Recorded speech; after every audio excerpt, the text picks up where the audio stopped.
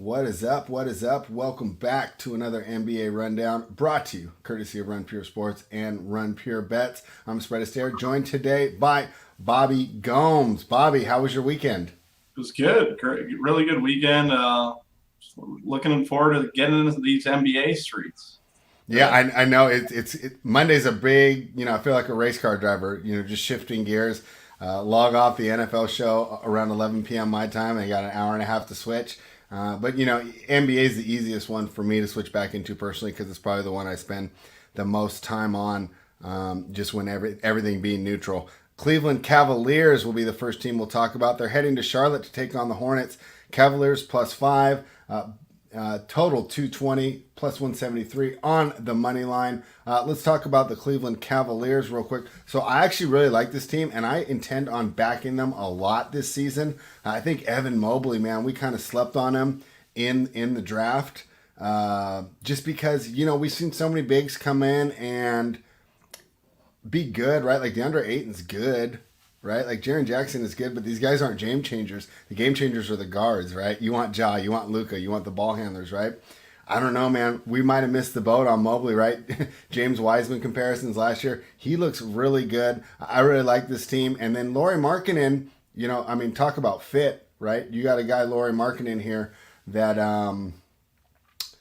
he looks really good on this team after looking lost on the Chicago Bulls. Jared Allen, of course, is a good center, and I like the way these guards can score. I like Garland and Sexton. Garland is fast, man.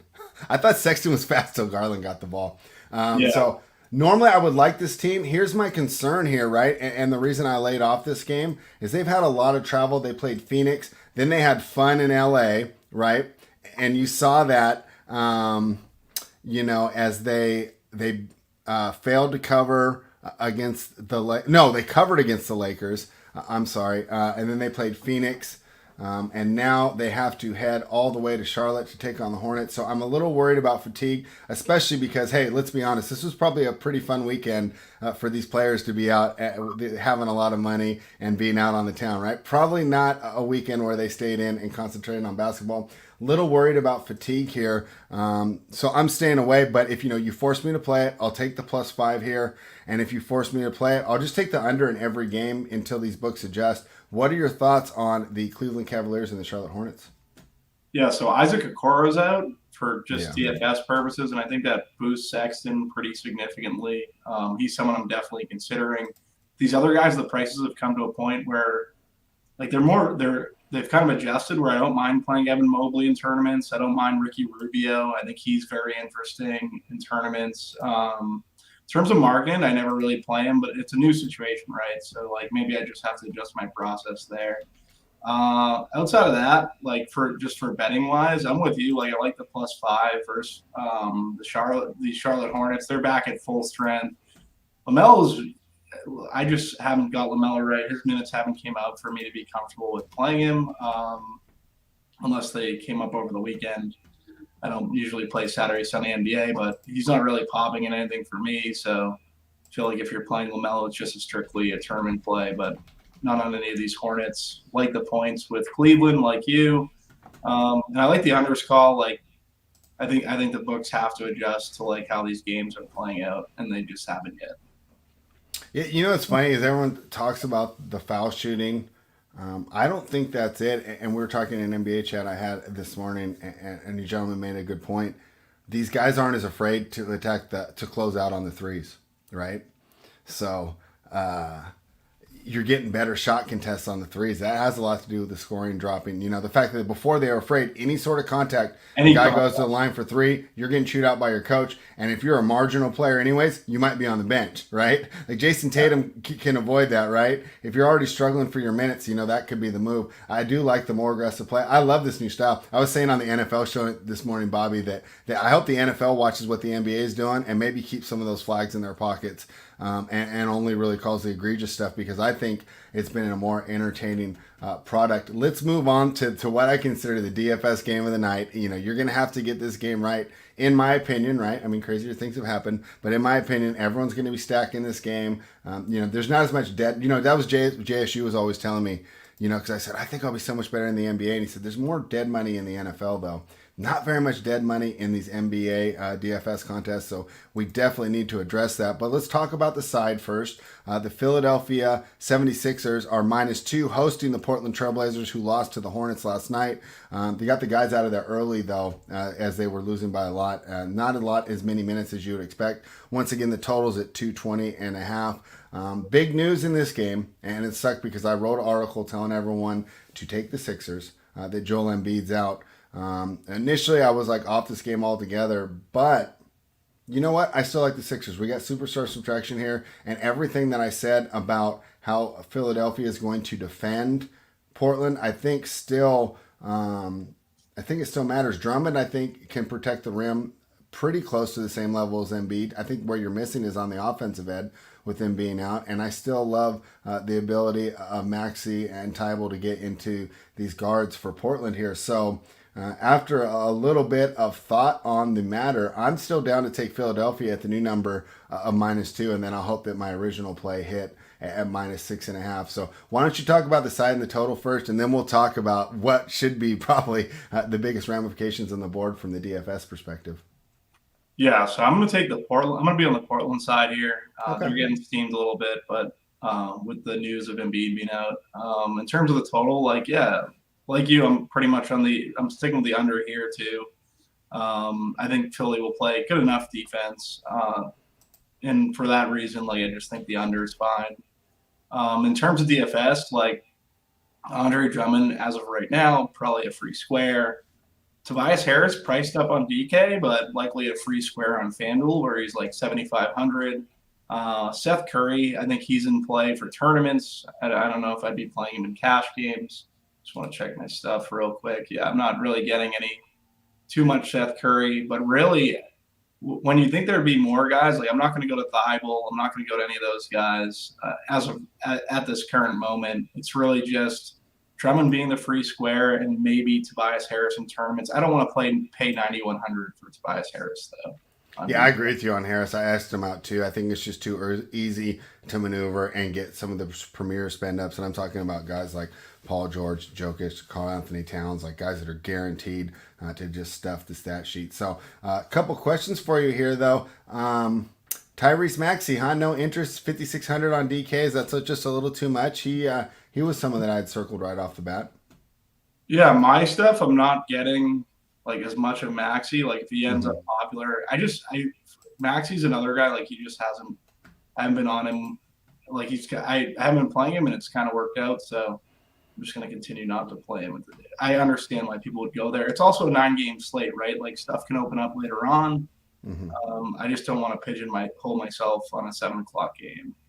Yeah, and you know what? Talk about getting different, because a lot of the people that are more right, like mid-level like me, just probably opened it up and did what I did and just jammed a bunch of Sixers in there, right? So assuming they have a poor game, or the game just ends 93 to 85 or something, you could be definitely in the way of a nice winning lineup there. There was nobody that really interested me on the Portland side. Do you think I'm overlooking anyone? CJ McCollum has been bang for his buck, but he's gone from 7,200 to 8,000. I think he's a little more fairly priced, but it still shows he's probably, if you just divide fantasy points per game by dollars, one of the best values there.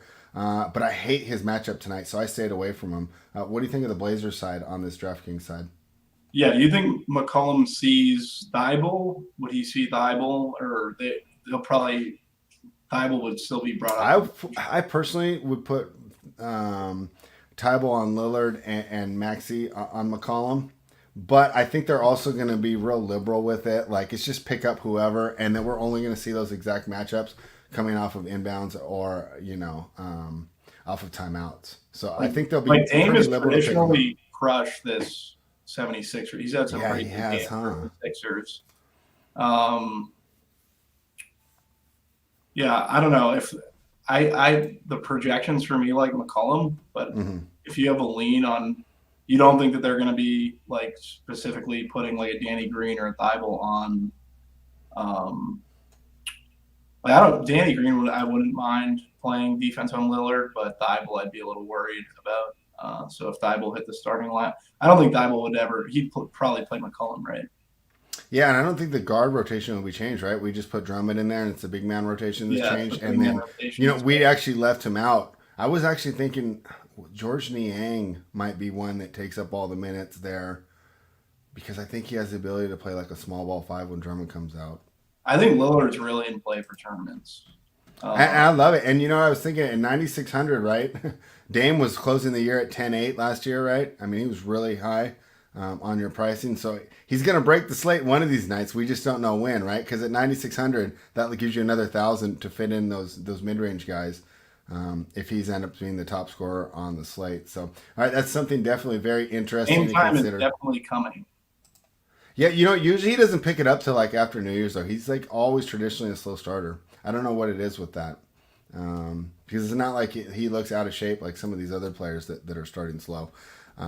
Yeah, but that'll be a lot of fun, and they'll be discussing this more on the Run Pure Sports YouTube channel for the Hardwood Live show, and then, of course, Up to Lock. If you are smart enough to become a member of Run Pure Sports, head on over to runpuresports.com. Use the promo code GetBets to get access to Bobby's Cores, and the GetBets code will get you access to the bet sides. You'll get access to all of my NBA plays as well. Let's talk about the San Antonio Spurs +3 heading to Indiana to take on the Pacers.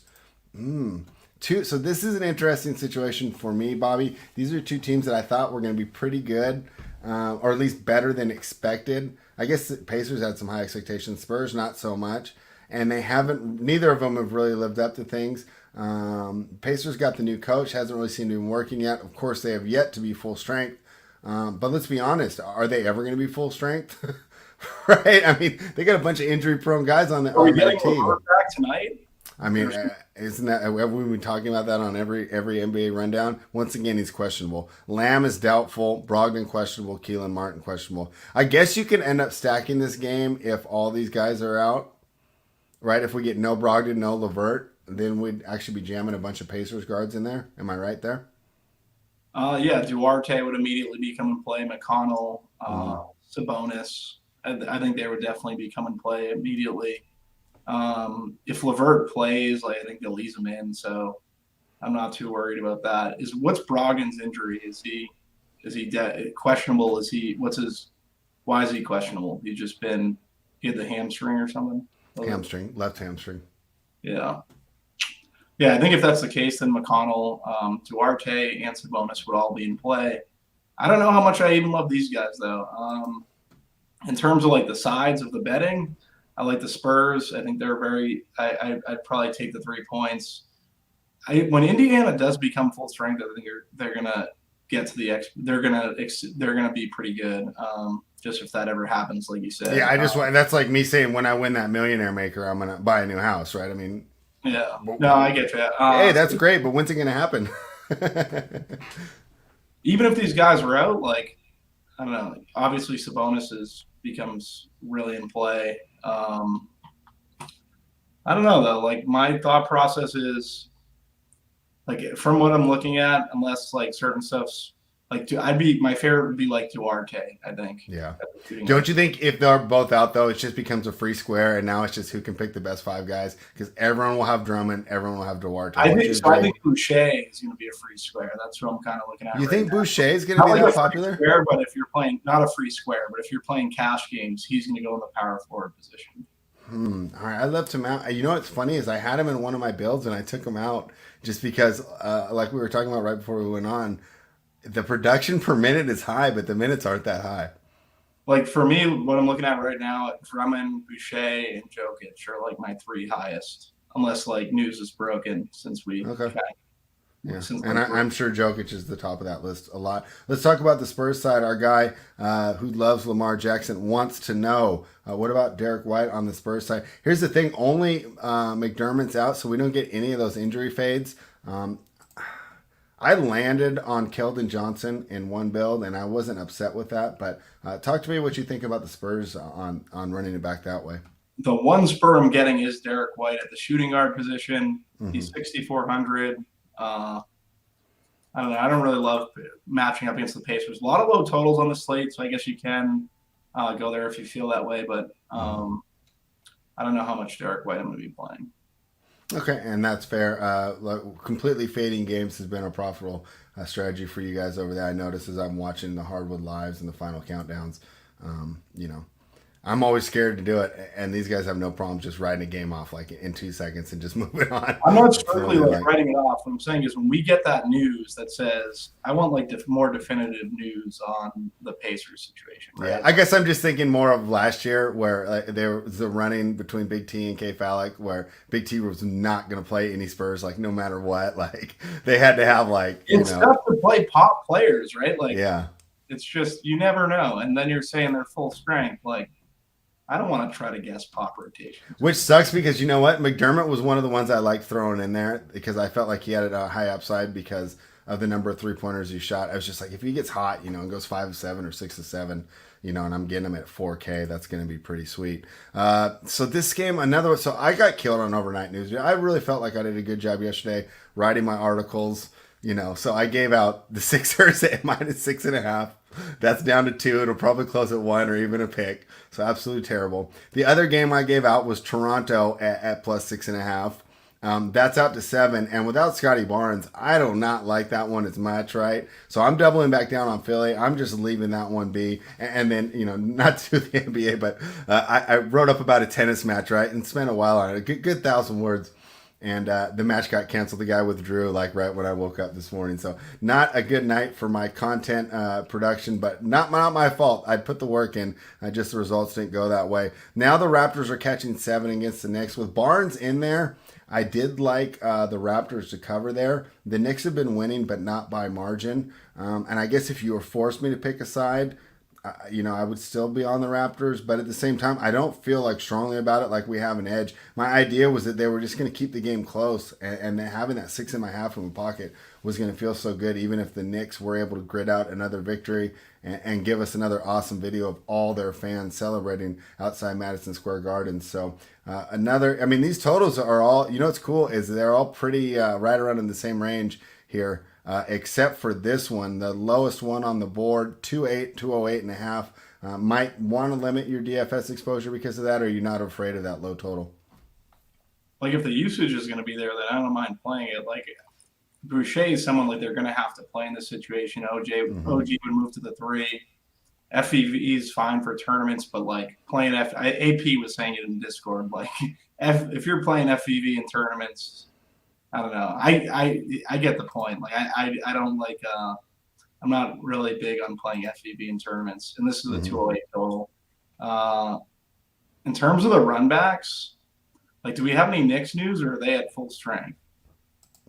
Nothing significant. Nerlens Noel, who I don't really think it affects fantasy at all. In fact, the only thing I would say is like, if I was on the fence about the Raptors, like that might nudge me towards throwing a Raptor in my lineup, right? But he hasn't played all year, so it doesn't really affect anything to me. Yeah, so as of right now, I think Boucher is going to be your power forward if you're building a cash game lineup. How about for the tournaments? Because I'm trying to get that 100K, Bobby, and Randall redo my house. Team, who's their front court? Like, go again. What was the question? Can Randall eat inside versus team? Like, will they have issues with Randall? I mean, I think he will, regardless, because I think he's a smart offensive player, and the fact that he's not afraid to pull up against a good shot blocker. I don't mind Precious guarding the rim, and I think I would consider Boucher at least average, right? He's not like one of those guys where it's just a layup line there. He's not one of the best. He's not going to get a bunch of blocks, but I definitely think that his presence is noted by other offensive players. That being said, I don't really worry about that with Randall because he's smart enough to just hit those mid-ranges instead, or bring his guy out, which we might see tonight. I get what you're saying. I think that all makes sense, but you have to look at the price. I just looked at this Randall's price. He's up at 9.7. I don't know if I want to play 9.7 for Julius Randall in tournaments with a 208 total. Definitely think the Boucher gets bumped up because he has to deal with those bigs. He's at 4K, power forward, in the Nick Nurse doghouse.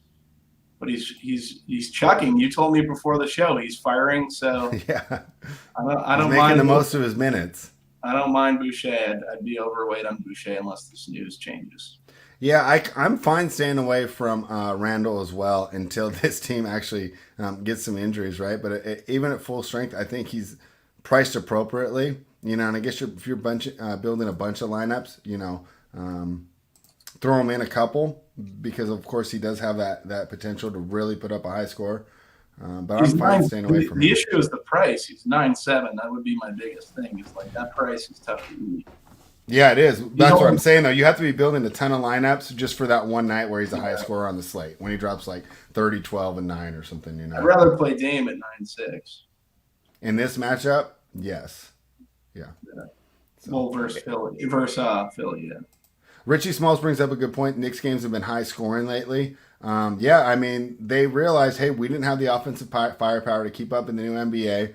And that's why they brought in Kemba Walker and Evan Fournier, who are basically, in my mind, that they're both one-way players. Of course, you know, they'll give you some good defensive possessions here and there. And I thought Kemba was pretty good against Boston on the defensive end. And Fournier can be all right, but they're guys that are usually going to get attacked. But the increased offensive upside makes up for them. I think they're a little more balanced, and Tibbs can get a good defense even having two net negative defenders out on the floor. But that is a good point. Richie Smalls does not go off last, right? It's like funny how these things switch from year to year. Like 2 years ago, Atlanta was an over team. So was Washington. Both their scores are down now too as well, and we'll be talking about them. Actually, right now, boy, what a great segue. I didn't even try to do that. Washington Wizards plus 5.5 heading to Atlanta to take on the Hawks. To Washington, I don't know if they're necessarily a surprise. I loved them before the season. Tyler and I gave them out to make the playoffs on our preseason preview show. I like the points here. I really like what this Washington team has done, right? They grabbed the core of that Lakers championship team, the guys that just do all the stuff that you want them to do, right? Play defense, right? Set screens, do all that good stuff. Brought some toughness to the team. And now Beal doesn't get into these huge shooting matches anymore. You know, I noticed, though, Beal is still getting hunted at the end of games there as one of the weakest defenders on the team. Spencer Dinwiddie's a great fit, and they had one of the biggest coaching upgrades because I did not like Scotty Brooks, and I think Wes Unseld Jr.'s doing a great job.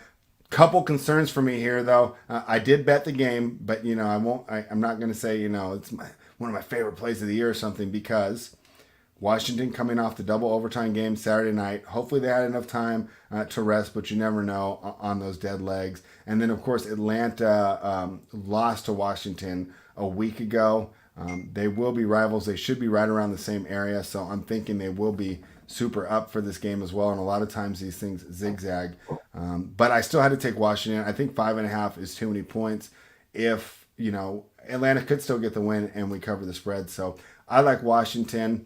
I didn't really get too involved in the total. I would lean towards the under because, like I said, I think there's still the idea that these are over teams when they're kind of switching.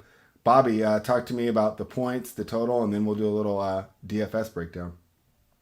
I actually like the Atlanta side. I think Atlanta's going to cover the 5 here. I wanted to go Washington just to kind of give you some good mojo. Not that I. No, it's fine. We want to hear this on the show, and there's no problem. Right? Hey, if I hit 60%, I'll be very happy for the season. That means I'll still be wrong 4 out of 10 games, so I'm not worried. I think it's better when we go against each other because you can make a good case for Atlanta. So let's hear it.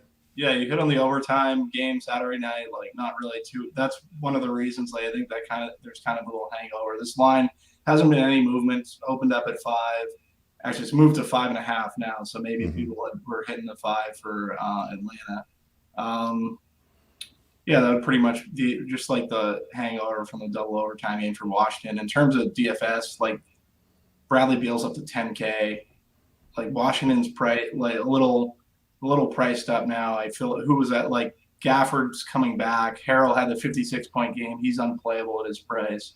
The only guy for Washington I'd have any interest in is Dinwiddie. And then on the Atlanta side, I like Trae Young. I think he's fine in tournaments. John Collins, he had a big game versus Washington the other night as well. I think he's a piece that you can consider. I think at the power forward position, like if you think Boucher were to bust, he's fine in tournaments. Trae Young, someone I definitely have interest in, though, in tournaments. I think he's an interesting play. Yeah, I think Beal, I want to play him, but he's tough to get in there, right? You're so scoring dependent. He's not giving you those other things, right? So you said, like, he hasn't been looking for a shot as much, and now he's up to 10K. That's like, can he cover that? It's at a weaker position. Like, the shooting guard position is weaker, but that price is just I would have no interest in that price. Yeah, you got to be building a lot of lineups before you get Bradley Beal in there, and I will not be building that many. So we're on the opposite sides. That'll be fun. We can send each other some messages and either pat ourselves on the back or give the other guy congratulations. But I like road teams tonight. What is wrong with me? Chicago Bulls +2 against the Boston Celtics. Man, I was down on the Bulls, but I'm ready to pivot, and I don't get married to my preseason opinions. This team looks good, man. Like I was even saying, like, well, it's because they haven't really played anyone that good yet. But even against the best teams, they're looking good. They look nice against Utah the other night. People can say that's a flat spot for Utah, but I don't know, man. Utah's a pretty consistent regular season team. I was really impressed with that win. I think I underestimated DeMar DeRozan's impact. I was just sitting there so worried about the defense that I didn't realize how much he just helps the team.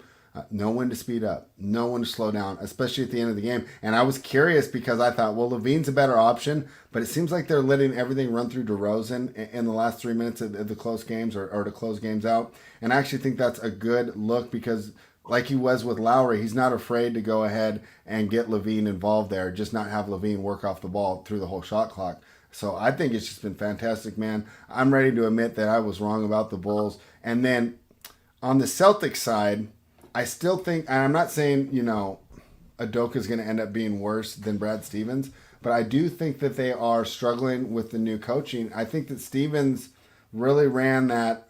Butler was the school he went to, right? And he doesn't have the best players, so they all have to play as a team, and he knows how to draw schemes up and get everyone team oriented. Feels like they're going a little too much into the superstar ball now, right? It doesn't seem like the other guys are getting involved. It seems like it's Tatum, Brown, or bust there on offense. Obviously, they've been missing Marcus Smart. I think he will return tonight. I don't see him on the report. So I expect Marcus Smart to be back out there. We have, Smart's ruled in, Levine's ruled in, Robert Williams ruled in. Full strength game, make it a little tougher to attack from DFS. But from the betting side, I do like the Chicago Bulls. Bobby, are we going to disagree again? We are going to disagree again. Let's do it. I love it. Let's hear it. Yeah, Patrick Williams out for the Bulls. He's one of their stronger defenders. I think it makes it a little easier for these Celtics guys, whether it be Tatum, Brown. My favorite play would be Horford. I think he's very much in play. On the Bulls side, I think Alex Caruso is interesting at his price. He's been doing well for DFS. Don't mind him. Vucevic is at 9-4. The Bulls are at full strength. I don't like playing a team like the Bulls when everyone's at full strength because DeRozan, Ball, Vuce, all these guys kind of eat into each other. Mm-hmm. I will say Vuce has killed the Celtics in the past. At that price tag, makes it a little difficult, but I think he's interesting. If I'm MMEing or just had MME, I may play some Vuce. I definitely would play some Caruso, and I definitely consider Horford at his price tag. All right, that's interesting. So yeah, we'll have a lot of fun as these games play out tonight. So I like the Bulls, and Bobby likes the Celtics there. And boy, yeah, and gave out the players he likes. Vucevic, I guess I kind of passed over for him, but you're right. And at 9,400, he might be a nice way to get different, right? Like people are going to pay up. People are going to pay up for Jokic. So at center, and obviously, like we talked about, Drummond being a free square at his price tag. I think getting off Jokic in tournaments makes some sense, even though he's been like more on DK than FanDuel, where FanDuel is just annihilating like slates. Well, actually, I don't know. I don't know. On DK, there's a low value center I like late for tournaments, so we'll talk about that. All right, let's move on then, and we will get into that. No, bookmaker, I do not want to log out. All right, hold on one second. I love how they log you out like every 15 minutes. I guess since I live by myself, it seems pointless, but regardless, I am logged back into Bookmaker. That is irritating that they do that. I guess it would suck if someone logged on and made bet my whole bankroll on something or something, but I don't know. Here's another game that I like, another road team that I like, Denver Nuggets -1 going against the Memphis Grizzlies. This to me is a matchup one where I like Denver here. I just think they're going to be really hard pressed to stop Jokic. Of course, Steven Adams is one of your better centers, but when you got a guy like Jokic who's so versatile, he brings them out, and I think that weakens the rest of the Memphis defense there. Of course, John Morant, we can't discount him from a daily fantasy perspective, but Will Barton's been playing some really good defense, and from a betting perspective, I think that could come into play where, he could still get there for you, Bobby, if you put him in a lineup, but for my bet, could be pretty tired towards the end of the game going against a guy like Will Barton. We'll see how that turns out for them. Memphis on a bit of a losing streak right now, and I think that we're going to get a pretty much full strength Denver team. I see John Morant questionable. That'd be really surprised if he sat out, but glad to have that Nuggets ticket now because I think that line moves about 5 points. Dylan Brooks still out as well. What are your thoughts on this game? Are you going to join me on the Nuggets here? Or do we get to go opposite on every game? I'm going to join you on the Nuggets. I for the betting side, I think they're a really good play. I think that Jokic, they can just get the job done in terms of if you're trying to cover the 1.5 spread. I don't mind taking the Nuggets through. I'll take the Nuggets with you. All right, and we're looking at DFS, right? And assuming Josh plays, right? What options do we have from this game? I think in my preliminary build, I have one with Jokic in there, but what I like doing is grabbing all the plays that you guys suggest and then kind of cycling my favorite spend ups. So I'm already thinking I'm going to make one that's pretty duplicate to the one that we're discussing right now in this core and just run it back with Vukovic, right? And have pretty much close to the same other players there. But any other players that maybe I'm missing? Is there some value in this game that I'm not aware of here, Bobby? Yeah, so like I said at the top, Jokic for cash games, he's going to be he's the stud you're trying to get up to. I think Jaren Jackson's in play also at his price tag. 5,400 seems too cheap for Jaren Jackson. If he ends up chalky, Jaren Jackson obviously has the foul risk that you always need to consider. So could be a guy to pivot off of in tournaments. With Dylan Brooks out, I think Desmond Bane and Melton are both in play in this game. At their price tags, yeah, Michael Porter Jr.'s another guy I wouldn't mind having some exposure to also. So I had a build with Keldon Johnson at power forward. Would you think that Jaren Jackson's a little better option there? He's 300 cheaper. I wouldn't play Spurs with a full rotation. Okay. Jaren Jackson, I think, is a much better play. And I get an extra 300 to play with, so thank you. Yeah, but I think Boucher is the best, grades out as the best power forward play on the slate as we're at this current moment, which we all know NBA stuff can change in a minute. Yeah, I did the show with Title earlier, and we do the same thing where he pretty much builds a nice little core for everybody, and I said, hey, this is pretty good, we can use this core. The NBA, 3 out of 5 days, it feels like a lot of the stuff that we're talking about gets scratched as some news that we didn't anticipate altogether comes out, about 4 o'clock Pacific or 7 Eastern and upsets the apple cart in that regard. But we both like the Nuggets there, so it's good. We're finally agreeing. Skip Bayless and Shannon Sharp said that's bad TV. Go back to disagreeing, but we're both on the Nuggets there. Orlando Magic +9 heading to Minnesota to take on the Timberwolves. Another team that, at first I was super down on the Magic. I think they're going to be able to cover some spreads, but they're in the middle of a long road trip. Once again, worried about being tired. I also think this is a fun weekend for a lot of these young players. I'm not going to get involved here. Could I change my pick on that Denver team? Not to be bad TV, to be better. No, TV. to be good TV. We're supposed to disagree on everything. I originally read this. The line had moved -1.5 points in favor of Denver. Yeah. I'm going to take the Memphis side there.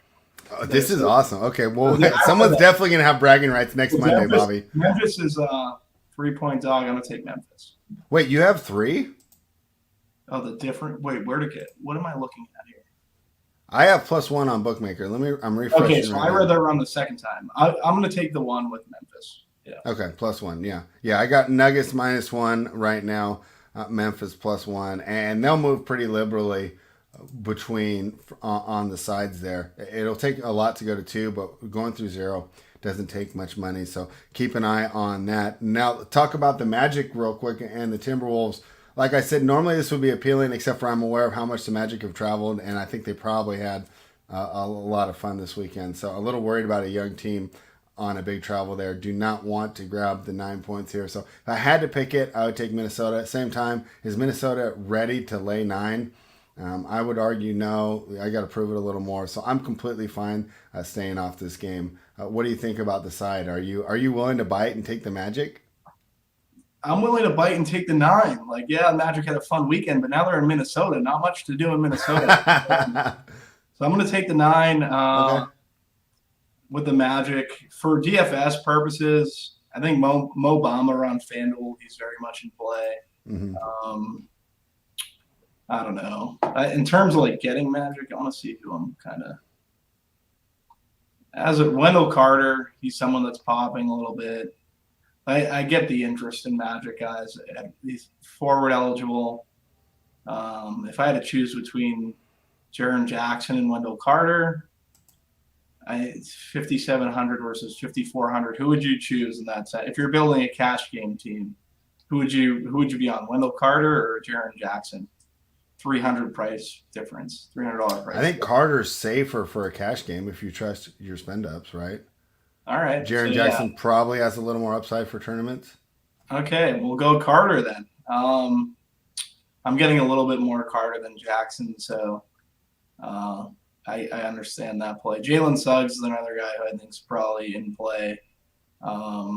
Cat has always been someone in tournaments. Like he's Cat. These three guys, D'Lo, Edwards, Cat, kind of eating into each other. What's the spread here? What do we have for a spread? The 9. I'd probably run that back if I was playing. If I ended up playing Carter or Suggs in tournaments, or Cole Anthony for that matter, I'd definitely be trying to run it back. Hopefully they keep it close. The issue is the usage. We don't know where it's going to go. Cat would be my favorite of the options between D'Lo and Edwards. Well, I like your breakdown there because I think it makes me a little less hesitant to put people in. And a player that I've enjoyed having on my roster that it seems like a lot of other people too are Cole Anthony, right? What a great start for him. So even when you're rebuilding, you can find some What's Cole Anthony's tag? I think they moved him up a little. He's 7,200. That's a tough tag. He was in the 5s like at the beginning of the season, right? Yeah, so. he's really evolved as a player relative to how he was last year. I think he's a lot better. For this Magic team, obviously he's going to see a ton of usage, but yeah. Jalen Suggs at 5'3", just a heads up. That could be interesting. Yeah, that is actually. Maybe let me get a little Suggs in this lineup right now. Someone, what does Naz Reid usually see for minutes? Would he be someone who 20 to 25? What do we have for a price on? He's got to be the min, right? No, I think he's going to be. He's 3,900. So yeah. Maybe he's in playing tournaments. You think so? From what I'm looking at, yeah, I think he could be someone in play for GPPs. What would you be hoping to get out of him? Like 24? What's the point per minute? That'd be 6 points per minute. 6 points per minute? No. I mean 6 points per 1,000. 6 points per 1,000. Yeah, that would be a nice number. Yeah. I don't think that's necessarily impossible. 24 would be great. 24 or 25. Is that possible? Yeah, it is, but it's just so hard to like predict because I think the only way that happens is if Towns gets in foul trouble. But if he does, Naz is taking all those minutes. So like in your dream scenario there, like Cat gets his third with like 8 minutes to go in the second, right? And now his minutes go from like 22 to 32 or something like that. Yeah, I haven't 15. So yeah, so all right. Let's talk about the last game on the card, the biggest point spread on the card. The Oklahoma City Thunder are plus 13, heading to Los Angeles to take on the Clippers. I don't really have interest in this game. Sometimes I like the bigger spreads, just not tonight. So I'm staying away from this game altogether. What do you think about this game, Bobby? It's pretty easy to just cross off your list, right? Yeah, I'm not taking a side in terms of the betting markets. I do think Hartenstein is very interesting for DFS at the min. Okay. Um, he could possibly get a ton of minutes. Giddey's a guy who's projecting very well. Mm-hmm. I haven't watched much Giddey. I would imagine he's somewhat good at basketball. I'm getting him. He's like the fourth highest player I'm getting, along with Reggie Jackson. Reggie Jackson would be the fifth highest player I'm getting in my stuff. So, what are your thoughts on Reggie Jackson and Giddey from a basketball perspective? Are they playable? They look pretty playable at these prices.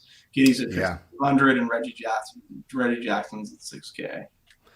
Yeah, Jackson's going to get a lot of usage, and he does have the potential for the offensive explosion. And Giddey's a kid that's really confident, plays really well. You can tell the experience that he got over there.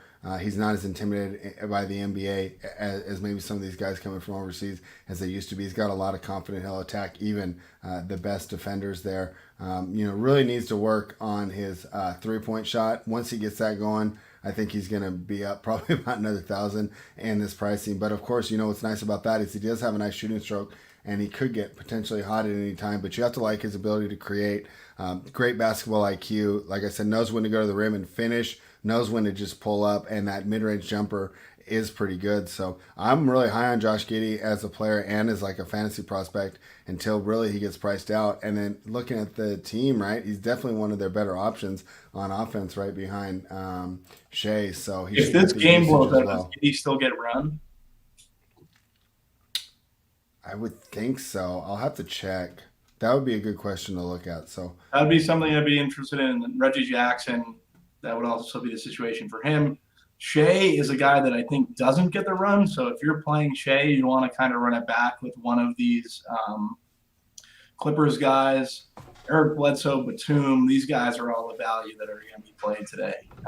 Eric Bledsoe is coming out. He's at the shooting guard position, 4,700. Eric Bledsoe's always been relatively leverageable chalk for me. So if he's going to be chalk, maybe I'll try to go in a different direction. And shooting guard, Nicholas Batum, he's standing out. The guy I really like in this game is Isaiah Hartenstein at the min, 3K. If this game does blow out, he's going to see a ton of run. I think he's a very good tournament play, especially when everyone's going to be paying up to Jokic. That's a way you can kind of play Hartenstein, play Andre Drummond, and then pay up for a different stud on the slate. Robinson Earl, what's his? He's he starts. I feel like he's in somewhat a play. Yeah, I almost landed on him earlier. My worry there isn't the secret kind of out. You're just going to match with a lot of people there, or you don't even care about that? What'd you say? Isn't the secret kind of out on him? Are you worried? Well, he's 3,700 and he plays power forward. He's right in the position of Boucher. Yeah. So if he starts when everyone's going to bite on Boucher and Boucher busts, Earl's someone that you could swap to. I'm just trying to think ahead of time, like trying to think ahead relative to what could happen with the slate. He is nice though because you do get a chance to put some of the higher price guys in there if you do go with that. He's a pretty good. He's a pretty good player. I think I watched one OKC game and he looked all right. So I wouldn't mind going there if I was behind, or if you just decide that Boucher is bad chalk and he ends up starting. He's someone that, with all this out, with like Batum, Bledsoe, Reggie Jackson, they're all good plays. Giddey, I would play all those guys kind of before these ancillary guys, but I just think that like if I had to rank them, I'd go Giddey, Reggie Jackson, Eric Bledsoe, Batum from this game. This game's why I don't think the Philly game is going to get the traction with the value pieces and Embiid being out, because a lot of people are going to go here. All right. Well, that goes through the whole card. Do we want to try and we'll give out a little core and then we'll go ahead and give out some best bets. So core 4 to start with. What are we thinking? Do we just throw Drummond in there because everyone else will? Let's go Drummond. Let's go Hartenstein. So if this game blows out, I think he sees a ton of run. We're giving like a GPP core, right? This is to try and grab that 100K. Drummond, Hartenstein. I liked Ricky Rubio. Ricky Rubio only has point guard eligibility. I do like Ricky Rubio a bunch.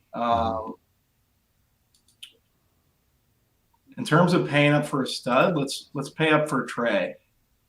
All right. Okay. I like paying up for Trey Young. He's going to be owned, but I think he's a pretty good tournament play because people are going to go to Jokic and just get you different relative to construction. I don't know. Who would you rather, Lillard or Trey? Lillard's going to be a lot lower on. That game could stay close. It's a 1-point spread. It's so no tough. Embiid. Like I might actually prefer I think I'll go Lillard, but that's really tough. Trey's 9,300, Lillard's 9,600. Mm-hmm. Lillard's at like half the ownership. Let's go Lillard. Let's go Lillard, Hartenstein, and Drummond for our core. All right. That's pretty good. Thank you, Bobby. Let's jump over to best bets. What is your best bet today? Side, total, or prop? Side, total, or prop, best bet. Why don't you go first? You go first. Give me... Gosh, it's so tough. I like the Nuggets. I like the Wizards. I even like Philly still. But I will land on... I'll land on the Washington Wizards. I still think they're being undervalued by the market. I think that the new role players are definitely a boon to their ability to play defense. And now that they're not, giving up a basket on every possession, Bradley Beal's ability to score in the half court towards the end of the games has become that much more valuable. I think they keep this game close. Give me the Washington Wizards plus 5.5. What's your best bet, Bobby? I'm going to take Cleveland Cavaliers plus 5 first. All right. Cool. We should add Boucher to that core. Let's add Boucher to that core. Yeah, I was thinking people should know. We talked about him probably more than anyone except for his family today. Yeah, Boucher, Hartenstein, Drummond, and Lillard. I think that you can get another spend up at a differentiated position from center. Jokic is going to be the spend and cash. This is a GVP lineup, so we talked about some other guys that you can kind of plug in at the forward position or another guard. Maybe you go Trae Young, Tatum. I think those guys are interesting tournament plays. All right, so that is the NBA rundown for today. Bobby, can you let everyone know where they can find you? When are you going to be on some Run Pure Sports YouTube channel this week? You dropping some content? I think Thursday night I'm on Up to Lock. Okay. Also a Millie show for NFL Saturday nights. Okay.